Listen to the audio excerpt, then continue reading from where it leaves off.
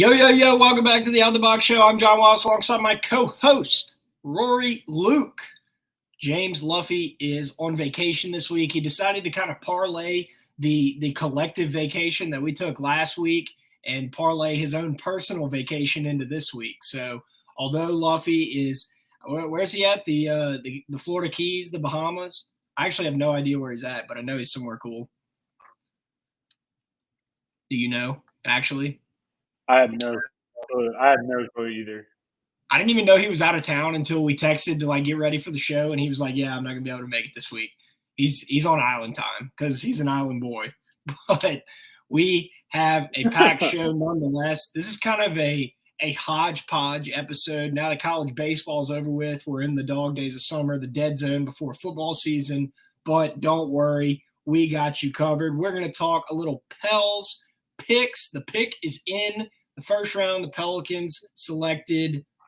We're going to save that for the segment, but we're going to cover the NBA draft a little bit. We're going to talk a little commitments, college football commitments, making big announcements today. We're going to talk a little bit about the College World Series just because we wish we were in Omaha, and we are going to set up for the off the charts segment. So we're not gonna begin the off the charts segment, but we're gonna set it up.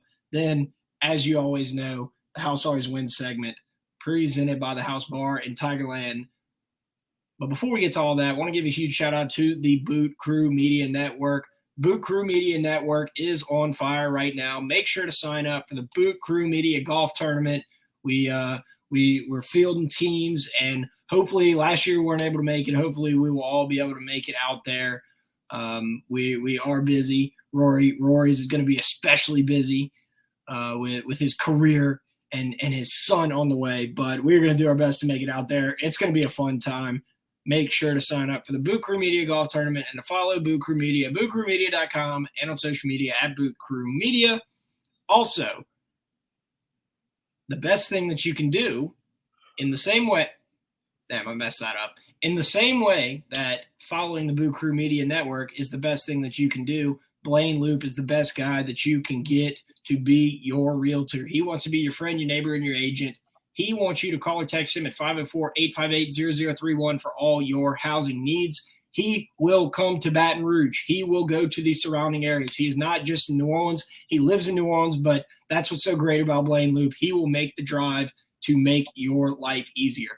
Make sure to call or text Blaine Loop at 504-858-0031 for all your housing needs. And remember that Keller Williams is an equal opportunity housing partner. Each office is independently owned and operated. All right. We got just a smorgasbord of topics that we want to cover on this episode of the Out of the Box podcast. It's going to be kind of a short episode, but a good one nonetheless. Before we really take a deep dive into the Pels, Rory, how was your Father's Day? Was it any different this year? I mean, I guess it was a little different.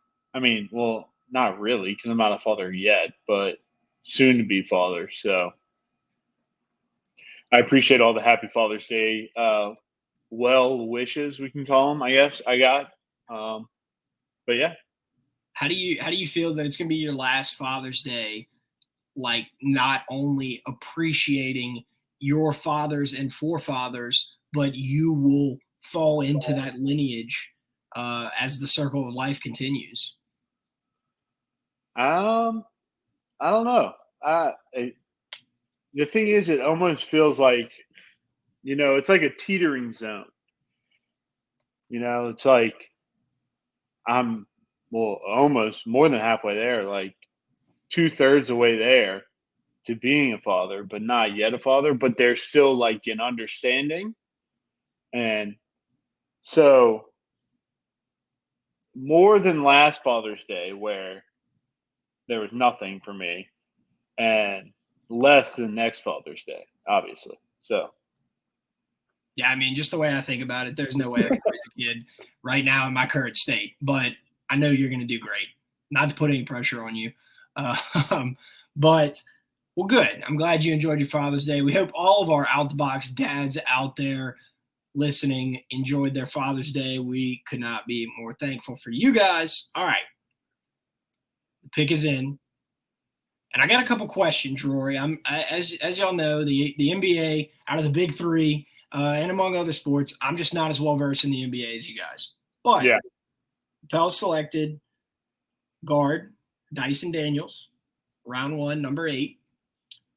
He was in the G League. So my question is, one, I thought the G League was kind of like the minor leagues of the NBA. So my question is, how do you draft somebody from the G League?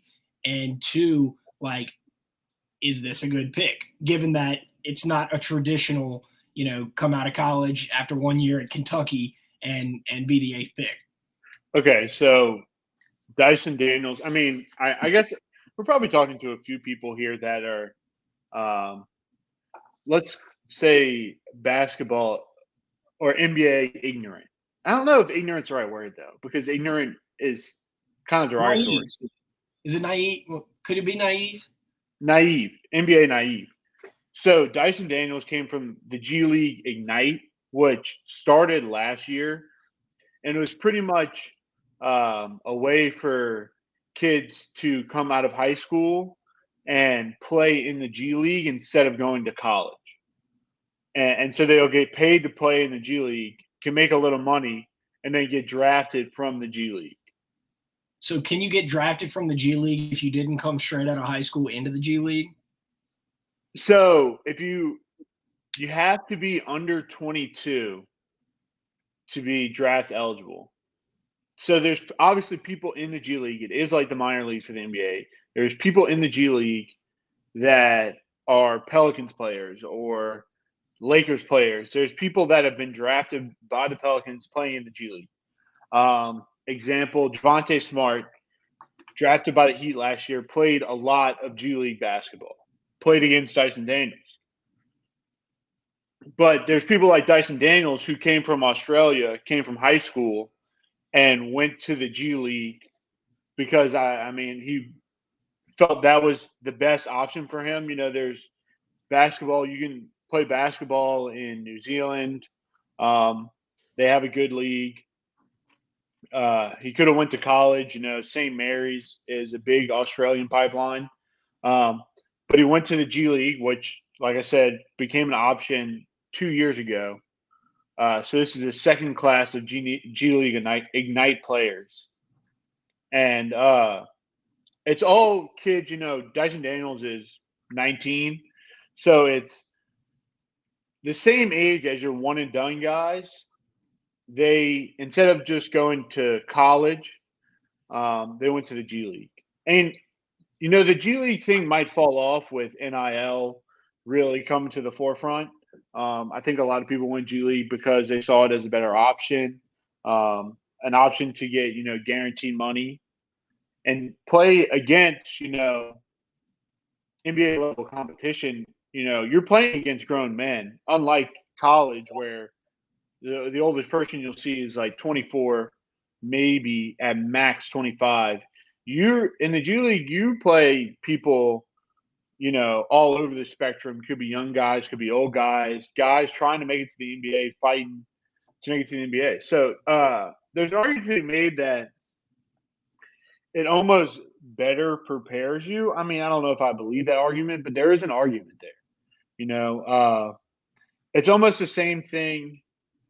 Not the same, but I can slightly compare it to baseball and college for being drafted out of high school and going straight to the minor leagues, or going to college for baseball. Except you just reduce it down a little bit for NBA.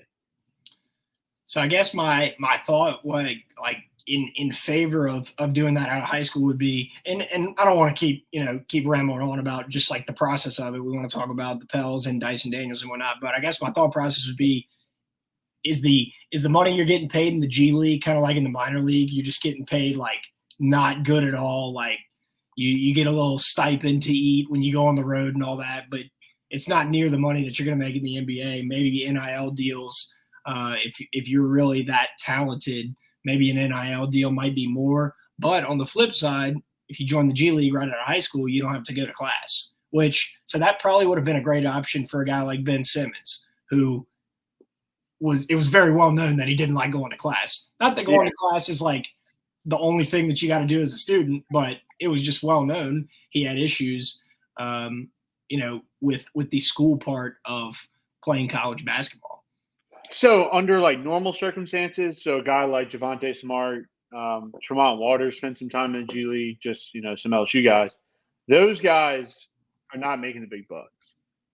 But similar to how baseball's minor leagues work, the top prospects, if they go to the G League, they're going to get a big contract.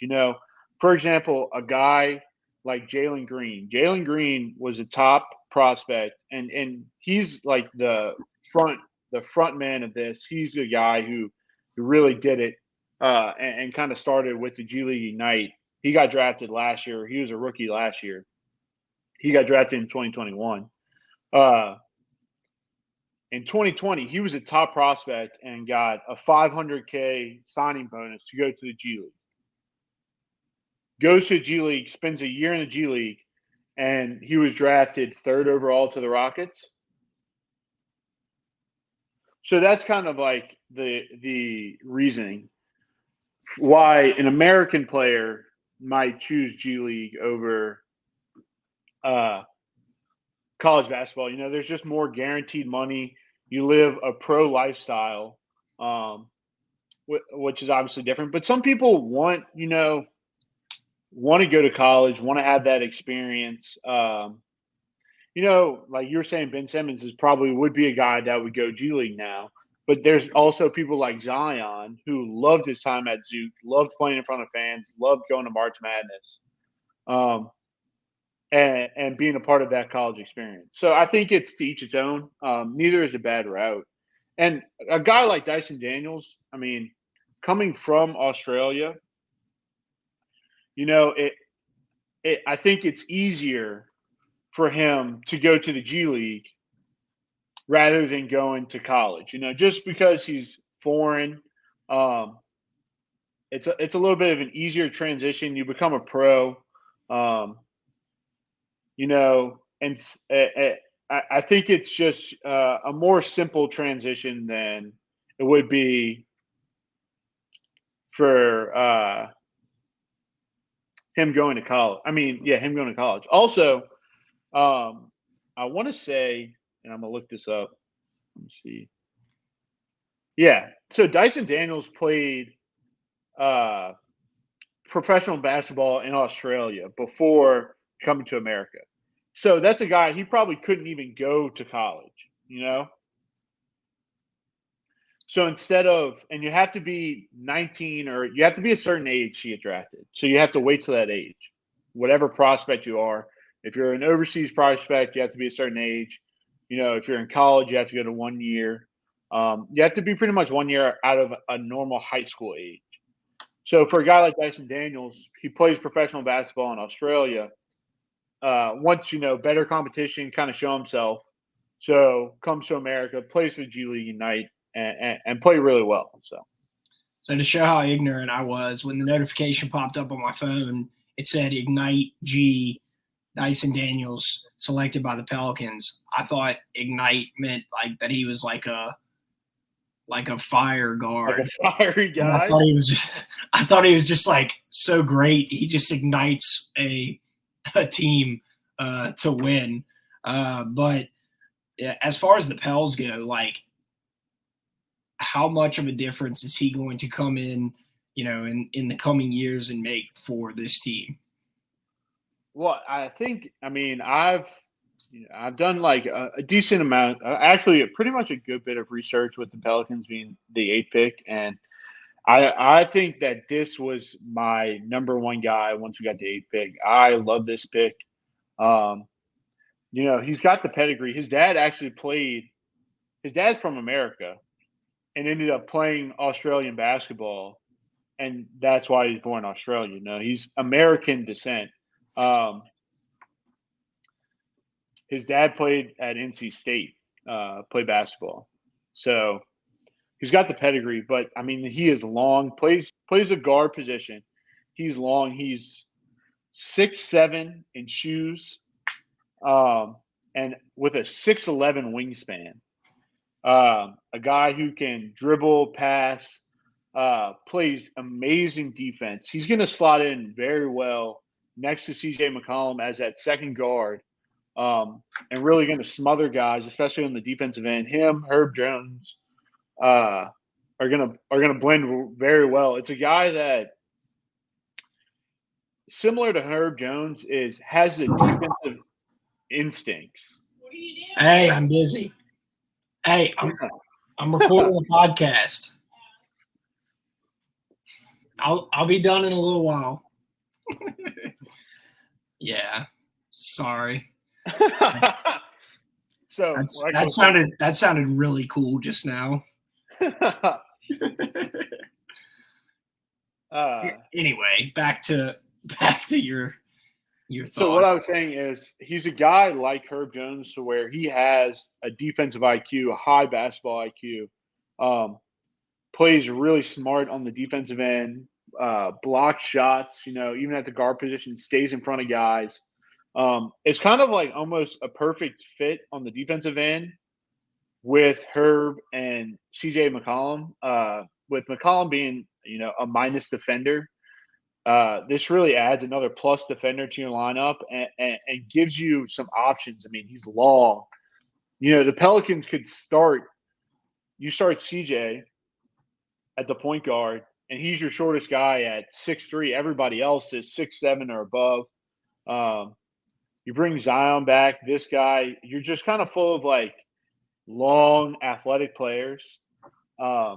He's also got the chops on the offensive end. He's a good playmaker. He's got feel for the game. He hustles hard. He's a hard player. He's guys that Pelicans fans will like. Plays hard. The only knock on him is his shooting ability. He shot he shot a little bit over 50% on free throws. He shot under 30% from three last year. And usually free throws are an indicator of your shot. But a lot of his pre-draft process was his shot looks better, looks like he's been in the gym. And that was a knack on Herb Jones before he came in, that he wasn't a shooter. And the Pelicans have a guy, those versed in the Pelicans will know this, but the Pelicans have an assistant coach, Fred Vincent, who is kind of known around the league of being a shot guru. He got Lonzo's shot fixed. He's helping Herb Jones out with his shot. And I think, he'll get in the gym with Dyson Daniels and his shot will improve.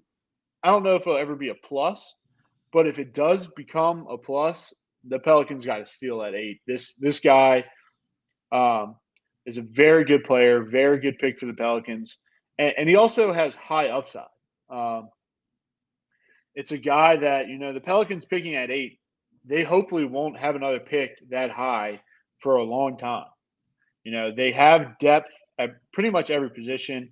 They have young guys. They have talent everywhere. The Pelicans were pretty much just taking a swing at whoever the best player on the board was at the time. And I think he definitely was the best player on the board at the time. I'm super excited. I think this guy's going to get in the gym.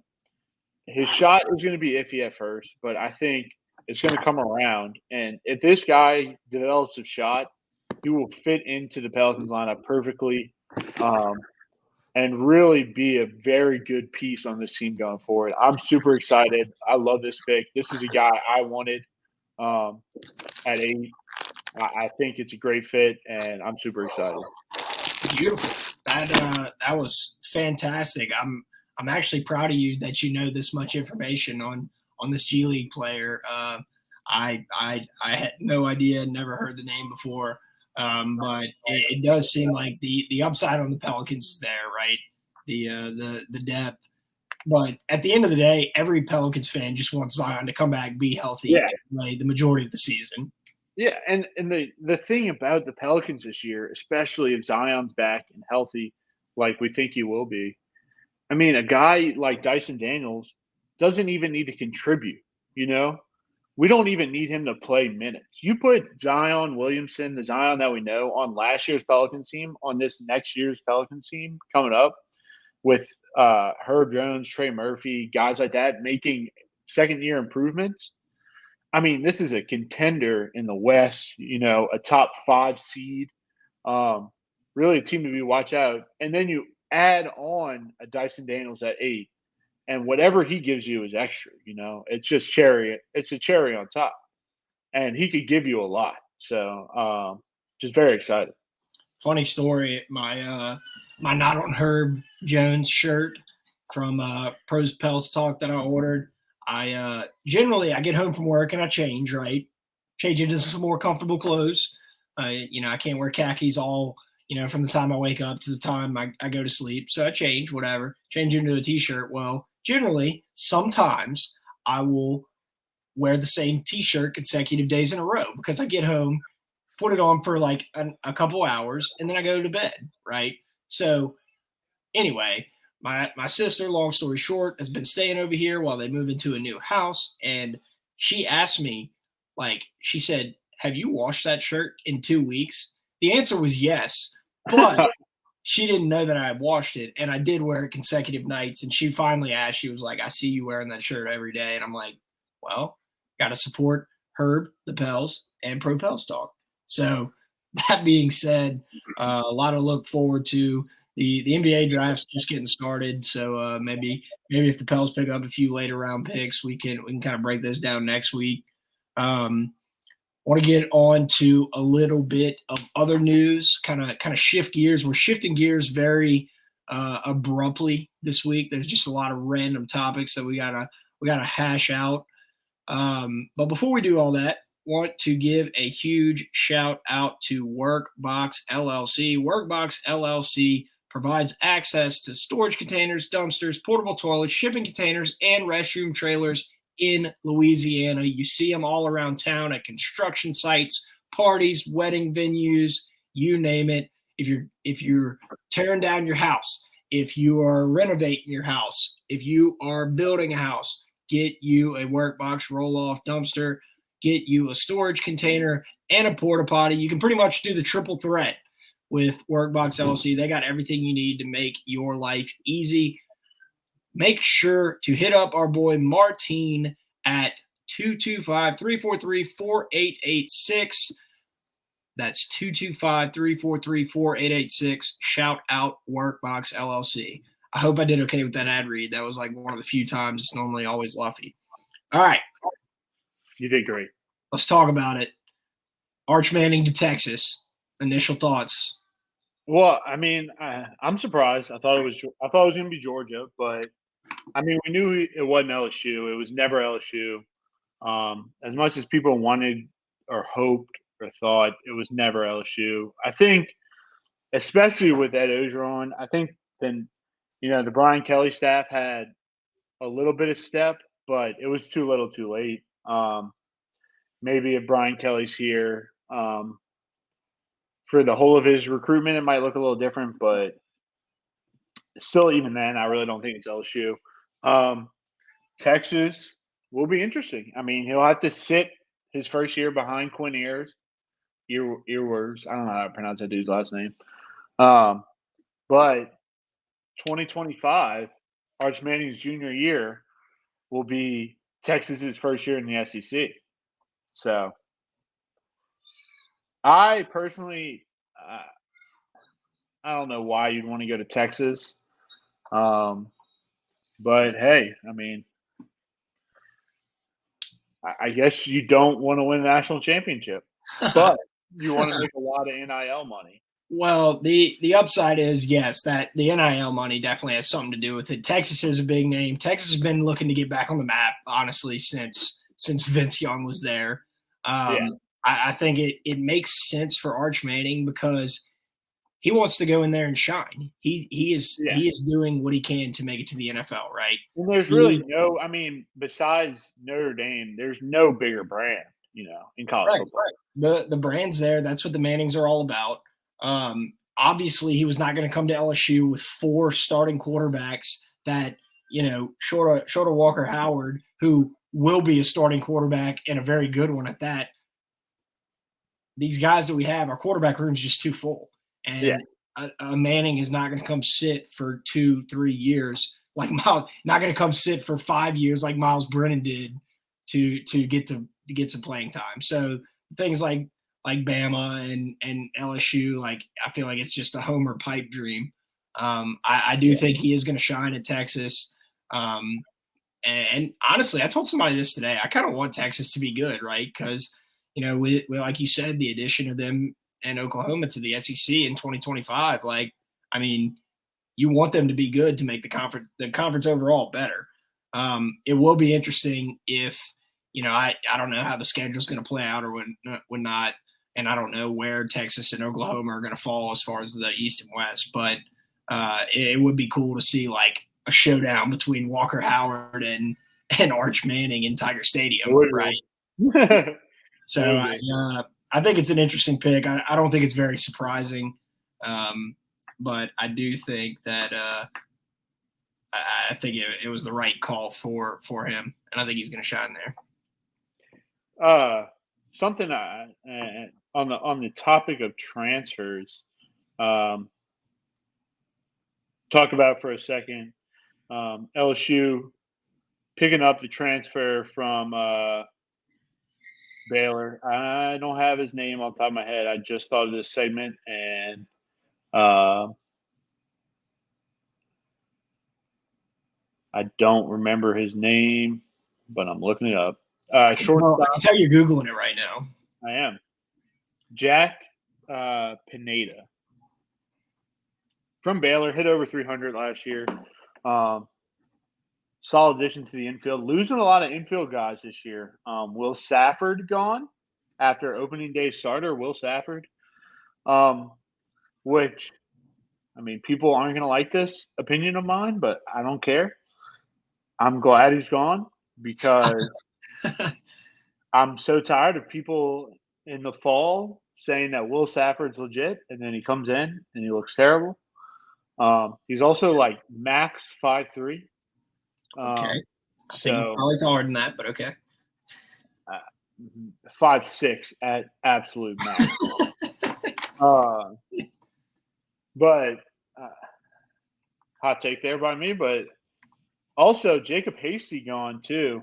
All right, Will Safford 5'8" on LSU Athletics. No way, 5'7" max. Jacob Hasty gone too. LSU losing a little bit of transfers, but I'm telling you, man, this recruiting class coming in is something serious, and we'll get to this later because,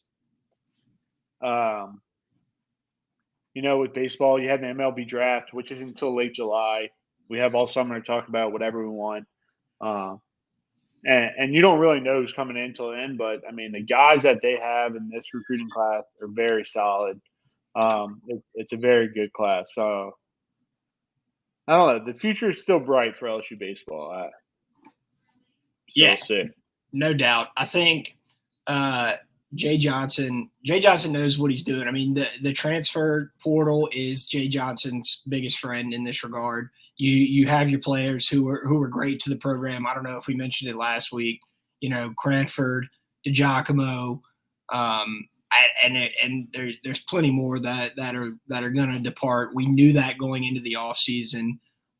It does suck that LSU was not able to retain one-year pitching coach Jason Kelly. He's going back to Washington. I think what was his name? Coach Fitzgerald. Is that? Yeah, Dan Fitzgerald. Coach Fitzgerald. He's leaving as well. But that's part of it. Jay Johnson. This is the point. What is the movie where it's like there are men who there are two types of men in this world. Those are those who run and those who stay. This is where Jay Johnson proves that. I have no doubt that what movie is that from? He's I think it's like I don't know. It's almost like if it's from a Rocky movie or something. I have no earthly idea. I think it might be an Al Pacino movie. Anyway, it doesn't matter. There's those who run and those who stay. Jay Johnson, this is the hardest challenge of his career, is taking on and filling the shoes of the head coaching position at LSU. I have no doubt that he's going to be able to do it. He knows what he needs to do. The pitching has to get better. The fielding has to get better. The hitting was pretty good. And we got to turn over this roster, bring in the number one recruiting class, and we got to get back to Omaha. That's the bottom line.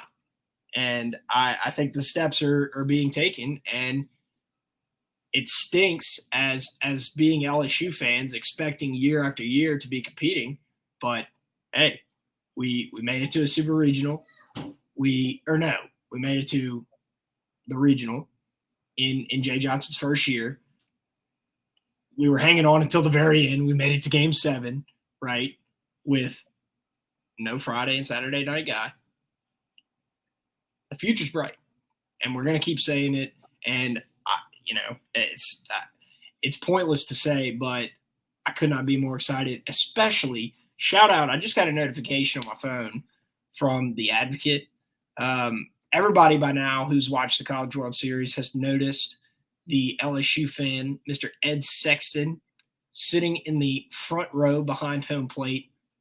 That just goes to show you everything LSU baseball is all about. In 2017, me and Luffey went to Omaha, and what they say about it's true. Like, they love LSU fans up there. Omaha is where LSU belongs every year. And it is sad. Obviously, it's sad every year when they don't make it. But to see this guy at every single College World Series games, there's like 15 College World Series games, 15 or 16, and none of them are involving LSU. And he's sitting there just watching college baseball and representing LSU. So that is incredible. Scott Rabelais, recurring guest on the podcast, just put out an article on the Advocate. I'm going to read it after we get done recording. But also, breaking news, Tari Eason, LSU Tiger, going to the Houston Rockets with the 17th pick. Nice. NBA LSU doesn't really work the same way NFL LSU works. Doesn't hit the right. Didn't hit. It just didn't. It. What do the kids say now? It hits different. Yeah, it hits different. All right, real quick. Hats. We do still have hats. We have black, and we have, what would you call the color? Gray, Rory? I thought it was navy. No, we have navy. We have navy and gray. Charcoal, I think, is the color. I could not have been more wrong. The navy is a dark navy, though. It does. It can look black, but DM us, text us if you want to see navy and charcoal. We will do our best to get it to you. $30. That's the price. That's the price it costs to make them. It's the best. We couldn't give you a better deal on the hat. Like, we're giving you a fantastic deal on these hats. I promise you. It's literally the price that we get it for is what we give it to you for. The price is right, Bobby. It is. All right. The price is right. All right. We got 2 more segments. But before we get to those, baseball fans, it's time to step up to the plate with DraftKings Sportsbook, an official sports betting partner of Major League Baseball. Bet just $5 and get $200 in free bets if your team wins. Some states, the Sportsbook isn't available yet, but you can still play DraftKings Daily Fantasy Baseball Contest. Play free for thousands of prizes with your first deposit. Download the DraftKings Sportsbook app now. Use promo code BOOT, B-O-O-T. Bet just $5 and win $200 in free bets if your team wins their game. Promo code BOOT at DraftKings Sportsbook, official sports betting partner of Major League Baseball. 21 plus restrictions apply. MLB trademarks used with permission. See show notes for details. All right, Rory, what is the first position we are breaking down in the off the chart segment? It's that time of year. We are going to break down every single position on the LSU depth chart. Maybe even look at the coaching depth that we have. We're going to get all the way down to the analyst, the water boy, the guy that refills the water in the fan misters on the sideline. Rory, I know you were tight with those guys. Good people. Who are we hitting up first next week when we're all back together? I think first you got to go special teams. Start it off right. Okay, punters, kickers, all like cover team. Yeah, special teams. And then get into the defense, and then the offense last. I mean, I think if we're being real, we have to do quarterback the last thing because we really don't know who's going to be the starting quarterback. There's options. So, well, I mean, I have my pick, and I'm sure we all have our guy, but he's definitely he's like penciled in with almost it's like a dry erase marker, you know. He's in the one spot with a dry erase marker. It could just be wiped off with a finger. You don't even need an eraser. Imagine adding Arch Manning to the mix. It'd be insane. It would have been, but I feel like that would be the point. So like thus far, we've said that having 4 like viable starting quarterbacks is a good problem to have. I feel like adding Arch Manning to the mix would start to be the point where the graph just starts to go back down. Yeah, exactly. Where that would just not be a good problem to have. Where it almost blows up in your face, and you're like, "All right, this is too much." And to be honest with you, and this might be a hot take. I don't know, but the Mannings are a football family. They're not without their, I don't want to say their share of wrongdoing, but they're not without their baggage, right? Their flaws, yeah.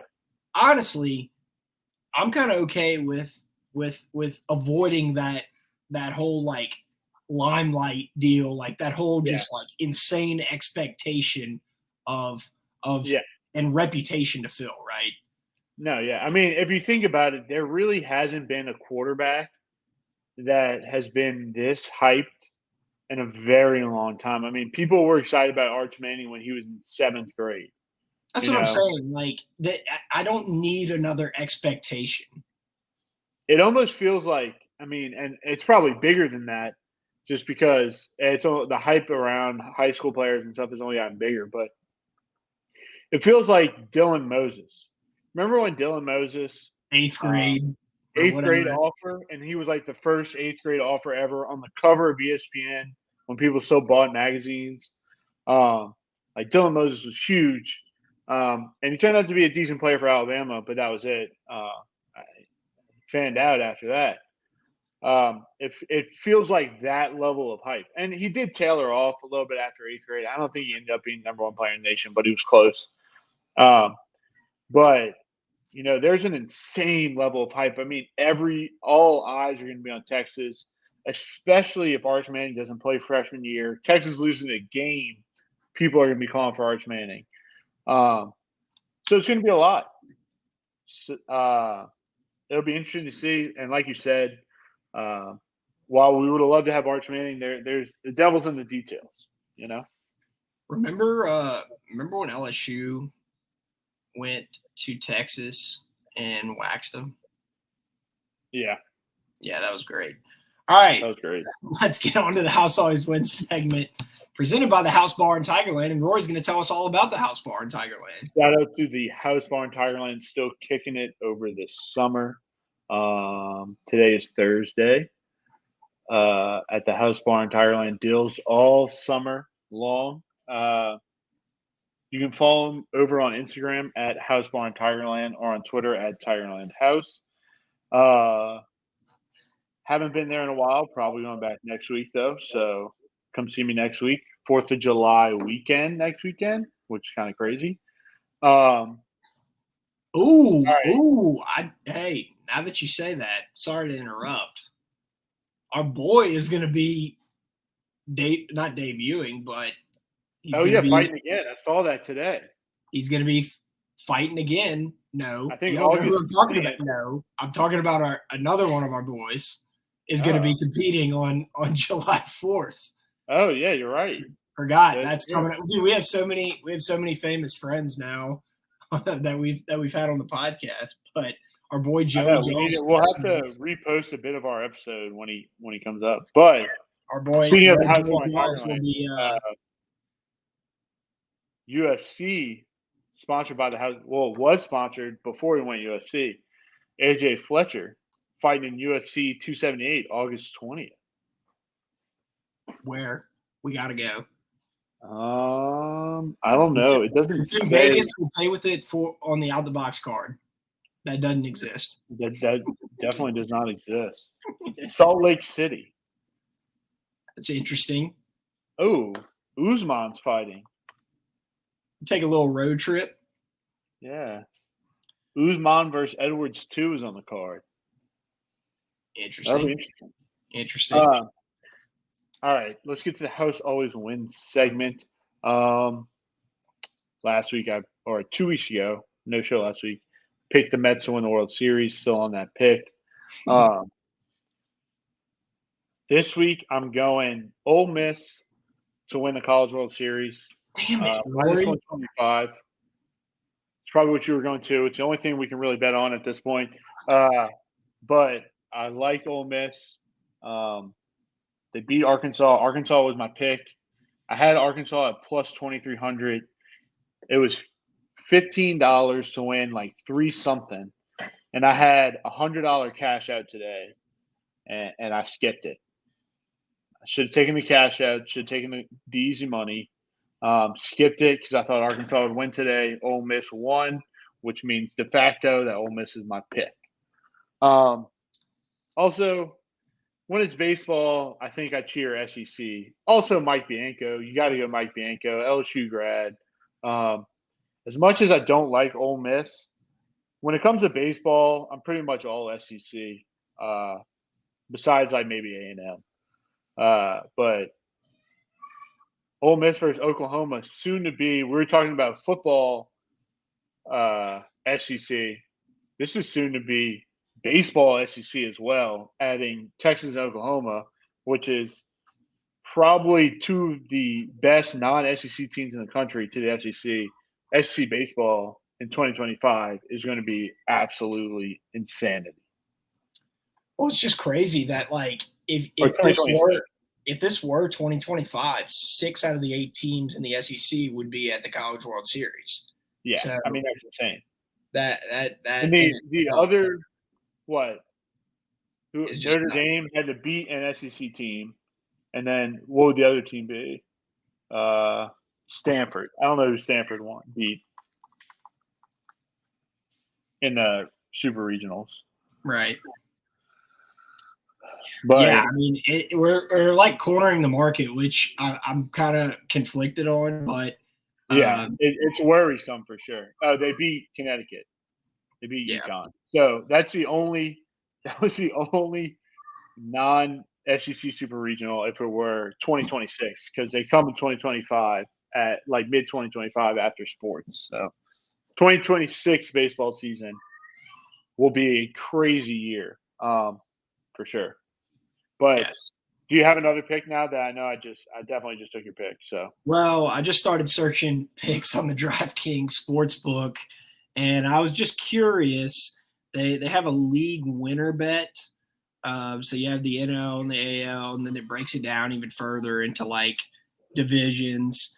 And the Stros to win the American League West for 2022 is minus 3,500. So I'm going to lock that in. I'm going to put 3,500 to win 100. Now that would be quite insane. Just because you've kind of thrust me into a bad position. Although I do think the Yankees are on fire, I think they're bound to cool off at some point. I think the Stros are within striking distance, so we'll take the Stros to win the American League at plus 270. I don't hate that. I mean, I just think the Yankees they can't keep this pace up, right? Well, I mean once October comes, we don't have Luffey on the show, so we can hate the Yankees right now. But once October comes, the Yankees are done. So I like that pick. Yeah, the Astros just swept 1-2, played Mets for 2 games, beat the Mets in both games. So hey. Yeah, and guess what? The Stros are winning 6-3 against the Yankees as we speak in the top of the league. So there you go. In Yankee Stadium. So pretty they went on a little New York road trip. So all right. We covered everything, Rory. We hit all the topics. We're gonna wait till next week to talk a little live golf till when Luffy gets back. Luffy's definitely our golf guy. But shout out to the House Bar in Tigerland, Workbox LLC, Blaine Loop with Keller Williams Realty, DraftKings, and the Boot Crew Media Network. Thank you guys so much for listening. We say it every single week except last week because we were still recovering from LSU baseball, the abrupt ending and the tragic loss of the 2022 LSU baseball season. But we're back again. We took a little vacation. Luffy parlayed his vacation into another vacation, but we are going to start the Off the Charts segment next week. Could not be more excited about that. We're going to get you through the dog days of summer. I promise you that, but we cannot thank y'all enough for listening. Rory, you have anything to send everyone off on their summer? Not send them off for this. That sounds like we're like sending them away for like summer camp or something. Yeah, I mean, we'll be back next week. Just to keep the vibes going in this excruciating summer heat. Let's go Pels. Wow, that was man. I couldn't have said it better myself.